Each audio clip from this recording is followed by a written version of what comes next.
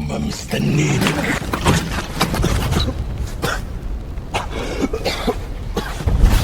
أنا دخلت هنا إزاي؟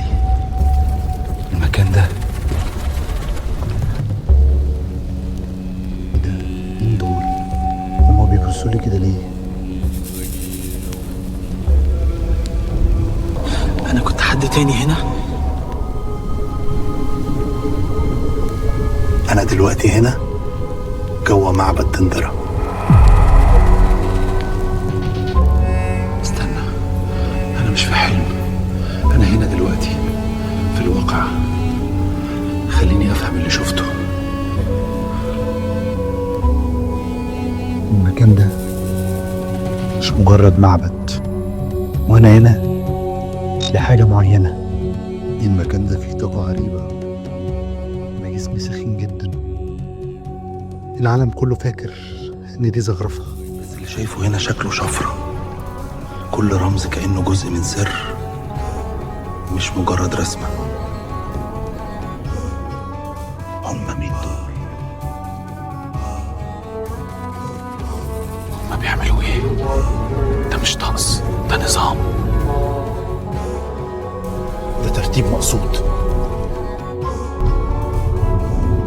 كانت نخرة.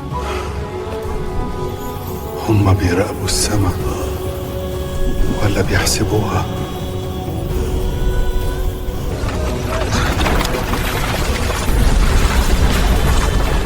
ايه اللي حصل هنا؟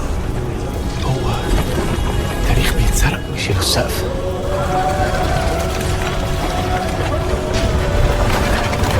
مش قادر اتحرك.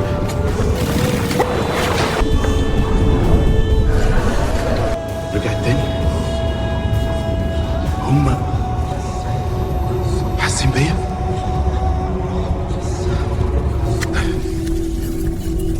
النقوش دي مش مجرد زينة، فيها نظام، فيها ترتيب، حاجة لسه مش مفهومة.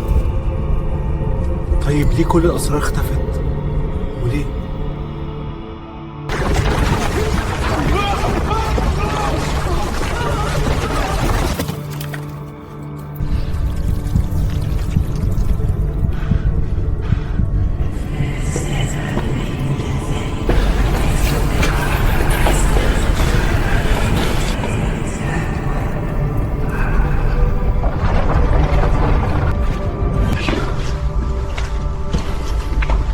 هو ده السرداب اللي الناس لحد دلوقتي بتقول إنها بتجيله؟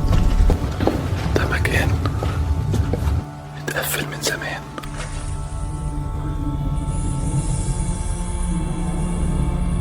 أنا مش المفروض أكون هنا، بس لازم أعرف.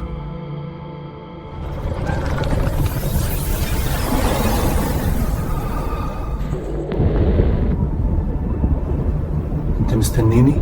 يمكن ده السبب اللي جيت عشانه. أنا جاهز. ده